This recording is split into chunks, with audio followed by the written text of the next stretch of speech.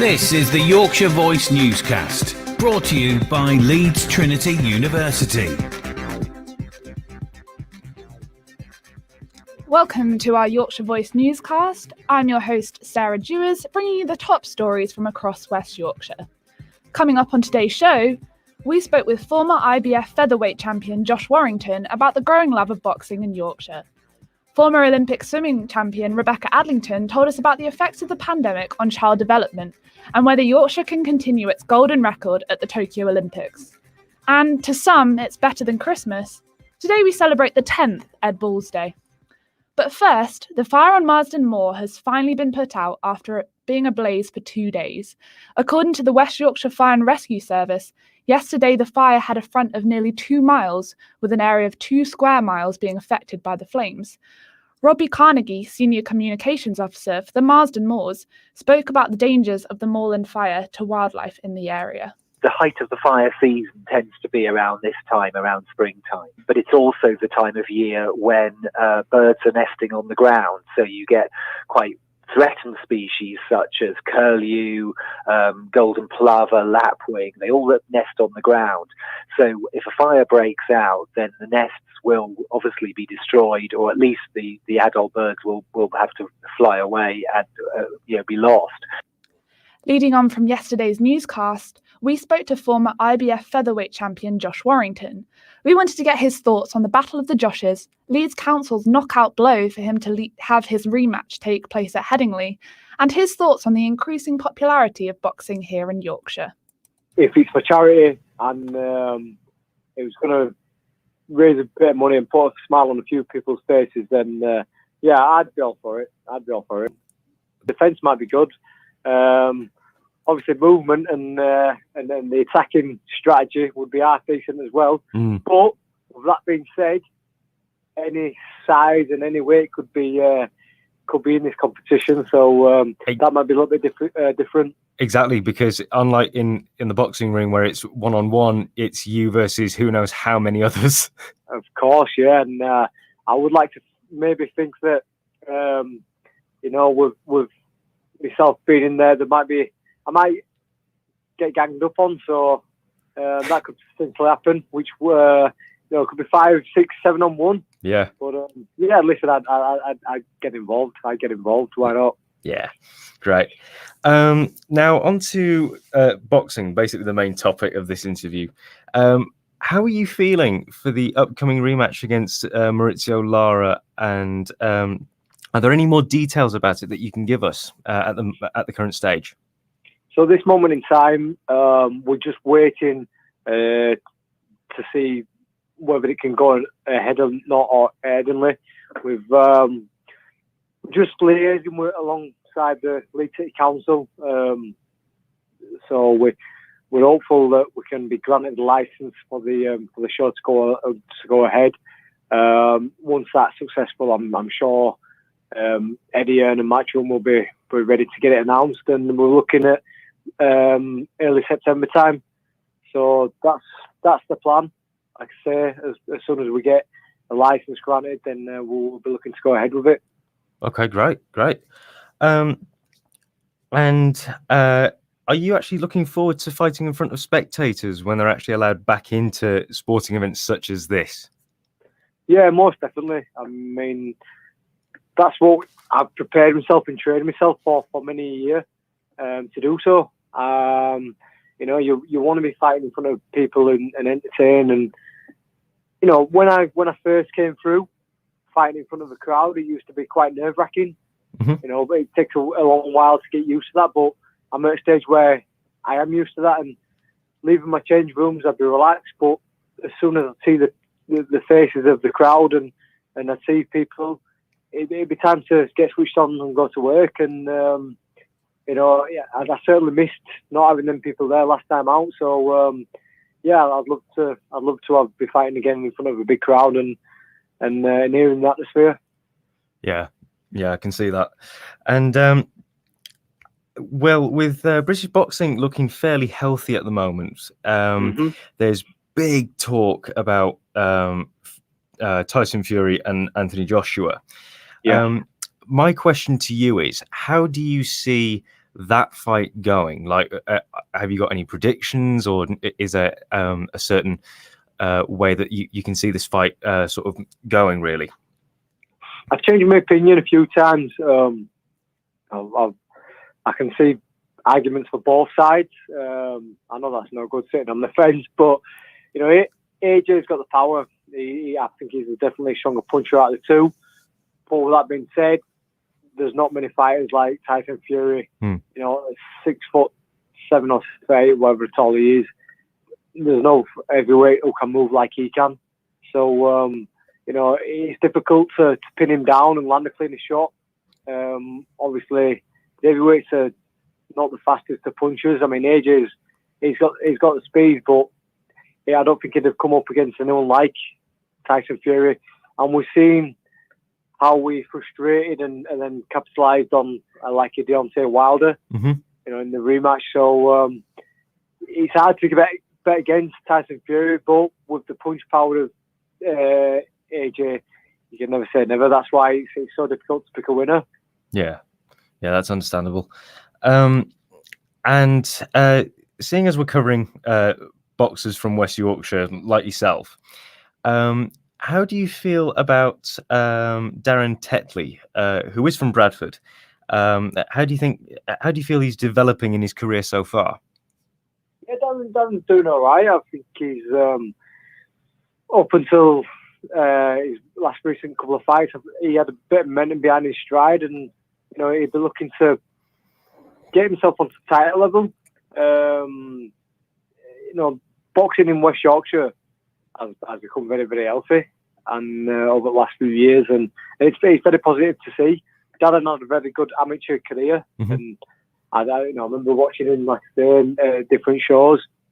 But yeah, he's at a level now where he's wanting to step up and get to some titles. So, hopefully that can happen when all the, normal shows get back to running over the COVID situation. I think that's slowed a lot of things down, which is not good for any fighter, to be honest with you.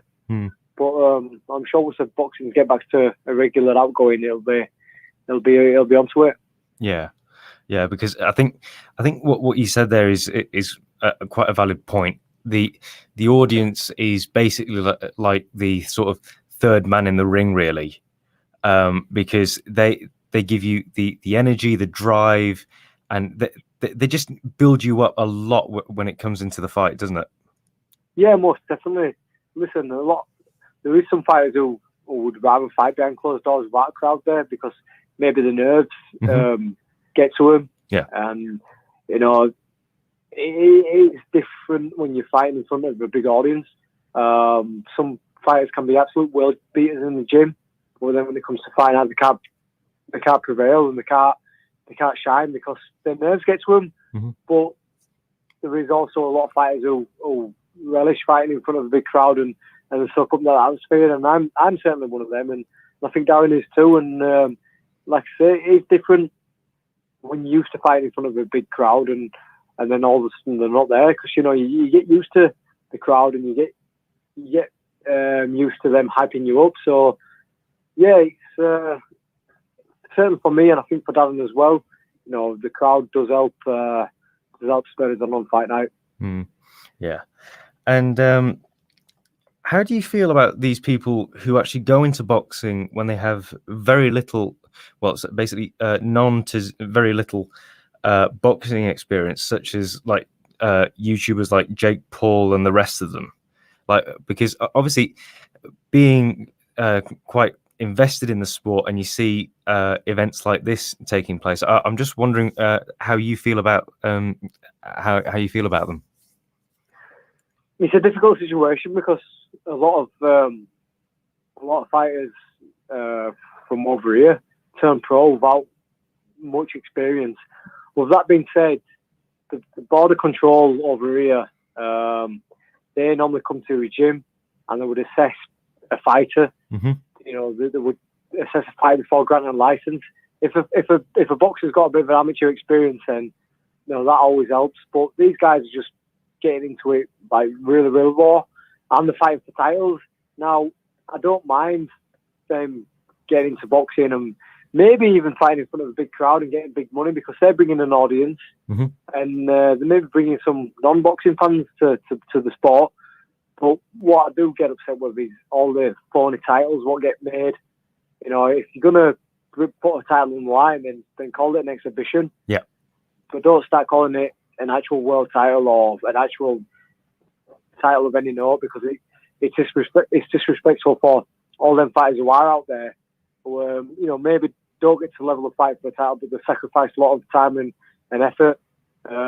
So that's my viewpoint on it. That was our reporter Mark Singleton speaking to featherweight champion Josh Warrington. In entertainment news, the nominations for this year's BAFTAs have been announced this morning.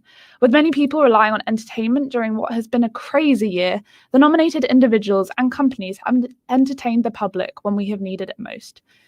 Of Yorkshire interest, director Ken Burton has been nominated for an award in the multi-camera category for his role in the Challenge Cup final between Leeds Rhinos and Salford Red Devils. Steve McQueen's Small Axe, The Crown, and I May Destroy You are the programmes with the most nominations going into this year's TV BAFTAs. Hit shows Normal People, Sex Education, and I Hate Susie also have multiple nods. However, much of the talk has focused on the must-see moment category. Voted on by the public, nominations have included Gogglebox's reaction to Prime Minister Boris Johnson's press conference, Diversity's performance on Britain's Got Talent, which received a record number of Ofcom complaints, and potentially my personal favourite, Nigella's pronunciation of microwave, or shall I say microwave? A new study by child development experts Busy Bees has revealed that 7 out of 10 parents are concerned about the effects of lockdown and the last 12 months on their children's development. This also comes at the same time as the announcement of 24 new members of the Team GB Olympic swimming squad. Who better to talk to than former Olympic swimming champion and mum of 2, Rebecca Adlington? I spoke with Becky and early years expert Dina Billings from Busy Bees to find out more. So we have 2 very special guests with us today. We have Dina Billings from Busy Bees. And how are you, Dina? I'm good, thank you. Very well. Good. And we have Olympic champion swimmer Rebecca Adlington with us. How are you, Rebecca?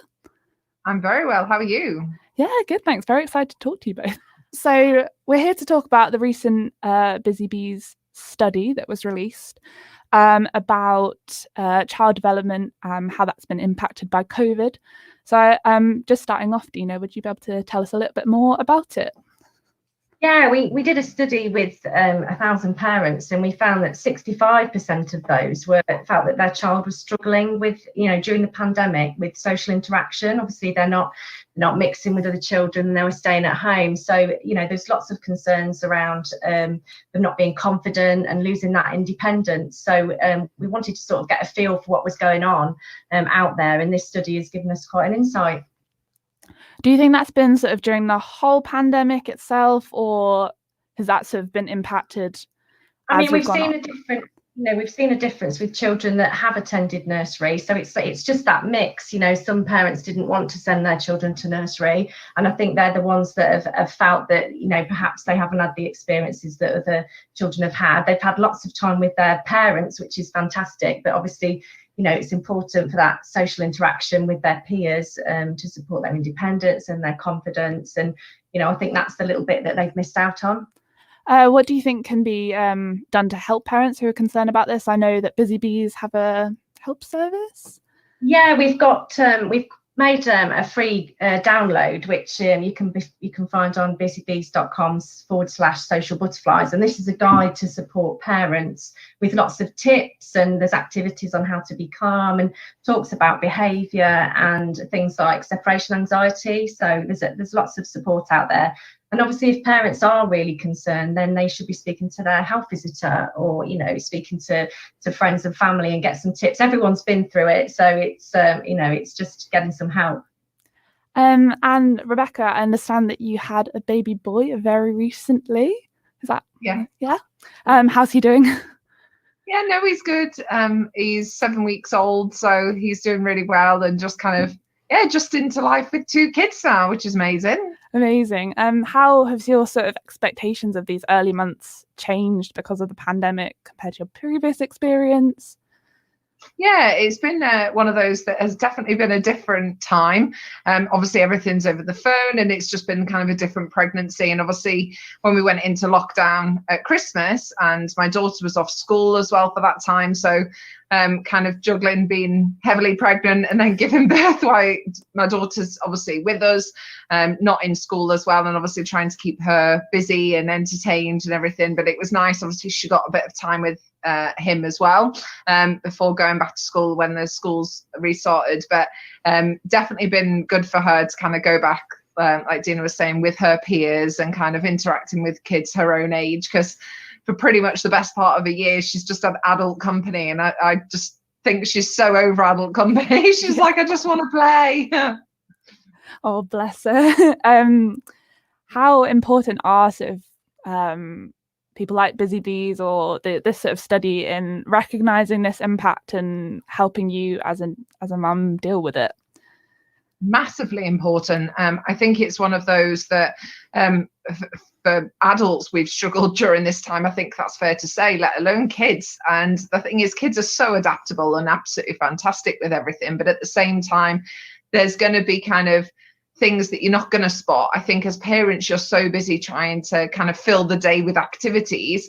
Actually, you don't sometimes notice whether they're being a bit more clingy or kind of they're not talking as much, or kind of different little signs. And the guides that Busy Bees have done is absolutely brilliant. Just even if you just read over it and something kind of goes, oh yeah, that does ring a bell. And some of the tips and kind of things that you can do with your kids on there to help or get talking, I think is really, really encouraging, because I think a lot of the time you just want to do the best job you can as a parent. And I think we all need that help and support, no matter who you are, because we're all going through something so unique and something that we've never had to deal with before. And you just want to make sure that your kids are managing it okay, because it's hard to communicate what's fully going on to a 5-year-old when they don't fully understand. Yeah, how have you gone about that? I just wouldn't know how to explain to a child what's going on at the moment.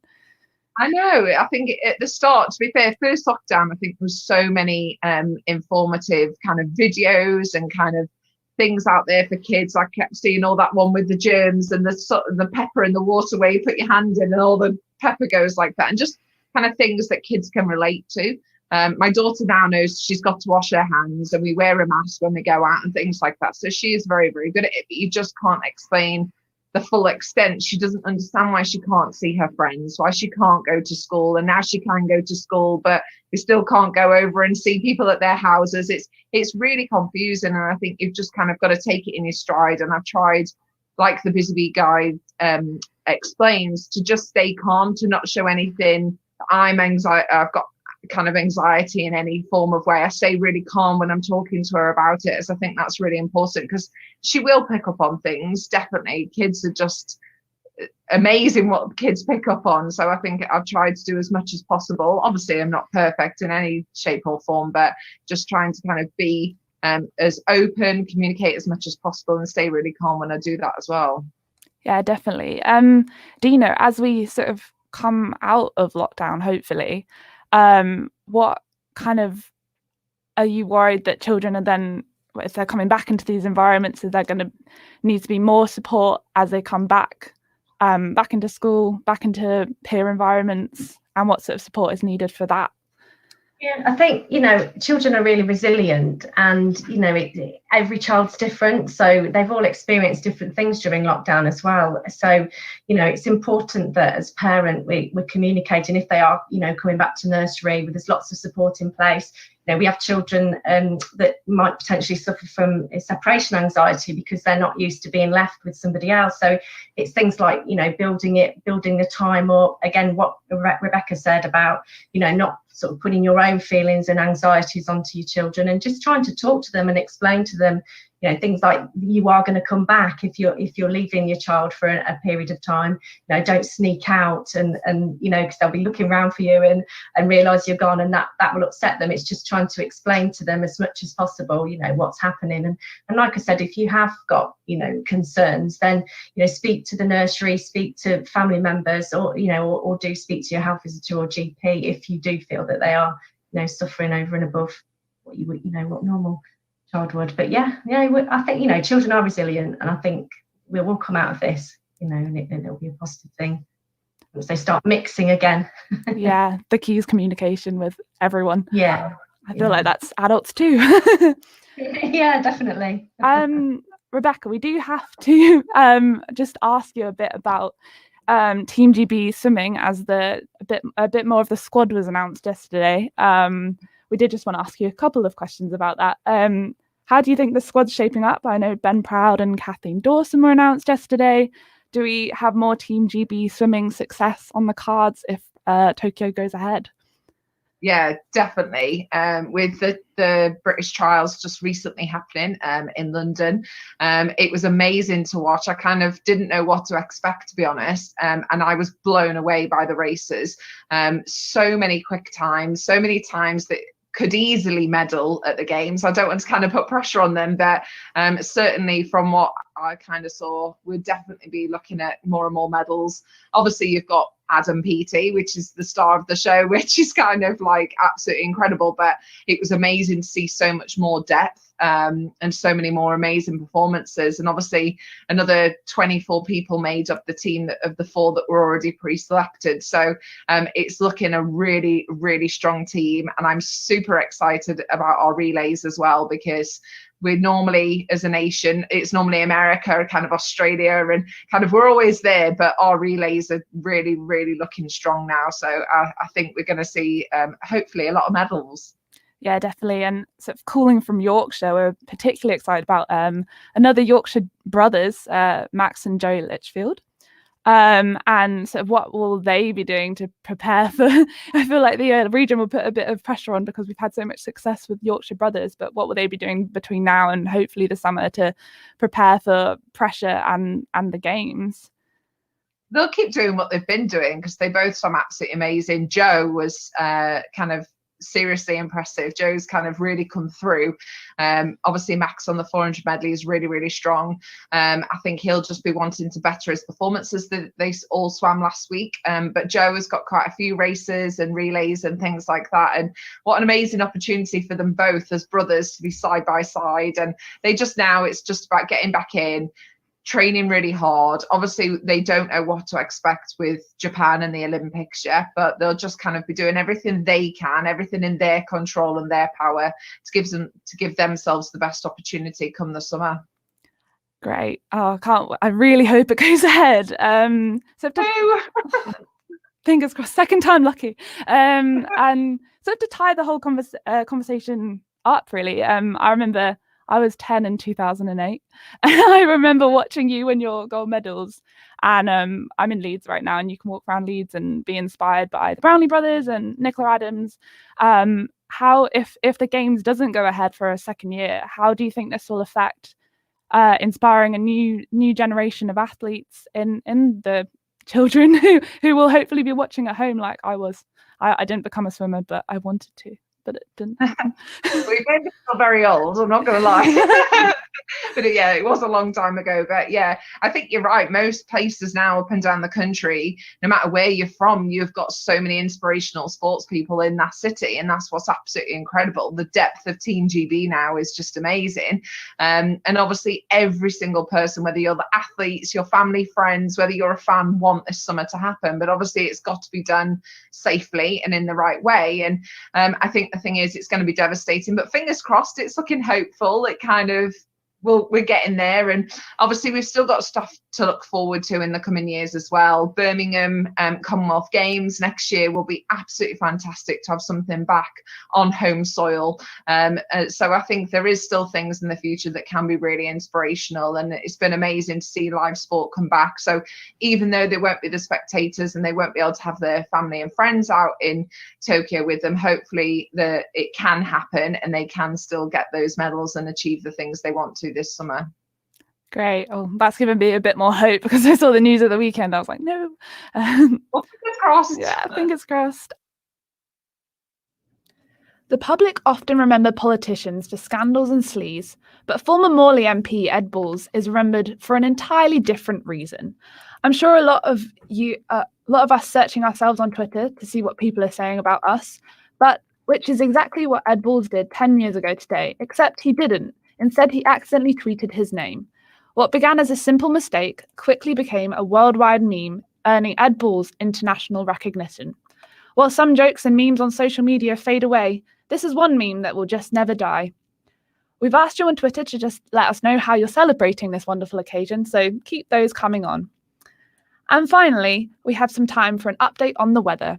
Over to our reporter, Bethan Case. What's it looking like out there, Bethan? Hi Sarah, it's all right. It's very cold. The wind is really, and my fingers are about to have frostbite. But as you can see, it's really cloudy today. It's going to be sunny for the rest of the afternoon. Maximum temperatures of about 11 degrees. But tomorrow we're going to be seeing some showers, unfortunately. So you better bring your umbrella to uni tomorrow. Thanks, Bethan. Yeah, hopefully it will be better tomorrow. Well, that's all we've got for you today here on our Yorkshire Voice newscast. We'll be back tomorrow, same time, same place, but with entirely new stories from across Yorkshire. Don't forget to click that subscribe button on our Yorkshire Voice YouTube channel and watch our previous newscast, or you can follow us on Twitter at YorkshireV. Why not send us a DM if you have a story you want us to cover? But for now, I've been Sarah Dewars. Goodbye.